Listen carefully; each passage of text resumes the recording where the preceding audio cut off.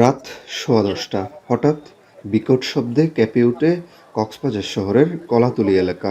Cox's Bazar LPG স্টেশনে ভয়াবহ বিস্ফোরণে মুহূর্তেই আতঙ্ক ছড়িয়ে পড়ে চারপাশে। আগুনের লেলিহান শিখা ছড়িয়ে পড়ে ১০০ মিটার দূরের একটি গাড়ির গ্যারেজে। গ্যারেজের উঠানে রাখা ট্যুরিস্ট জিপগুলো একের পর এক পুড়তে থাকে। আগুনের তীব্রতায় দগ্ধ হন গ্যারেজ মালিক আব্দুর রহিম সহ ৬ জন। আশঙ্কাজনক অবস্থায় তাদের পাঠানো হয় চট্টগ্রাম মেডিকেল কলেজ হাসপাতালে। বিষাক্ত গ্যাস ও ধোঁয়ায় কয়েক কিলোমিটার এলাকায় ছড়িয়ে পড়ে আতঙ্ক। নতুন ফার্ম করছে তো আপনার ওই কর্মচারীর অবহেলার কারণে মনে হয় ঘটনাটা হয়েছে।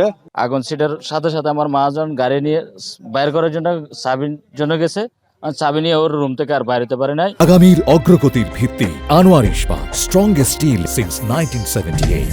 আগুন নেভাতে গিয়ে হিমশিম খেতে হয় দমকল বাহিনীকে। পরিস্থিতি নিয়ন্ত্রণে একে একে যোগ দেয় সেনাবাহিনী, নৌবাহিনী ও বিমান বাহিনীর ১০টি ইউনিট।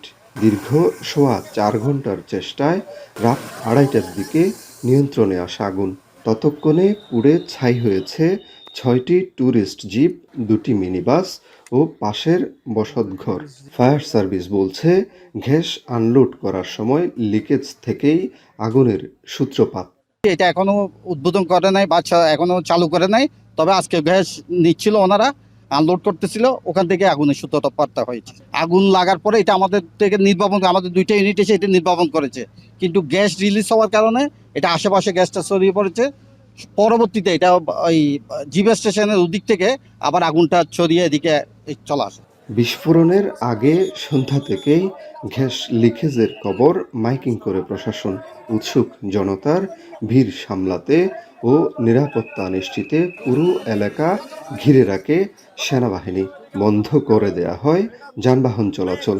অগ্নিকাণ্ডে ক্ষয়ক্ষতির সঠিক পরিমাণ এখনও জানা যায়নি। তবে জনবহুল এলাকায় গ্যাস পাম্পের নিরাপত্তা ব্যবস্থা নিয়েও দেখা দিয়েছে বড় প্রশ্ন। মনতোষ বেদজ্ঞ, এখন কক্সবাজার।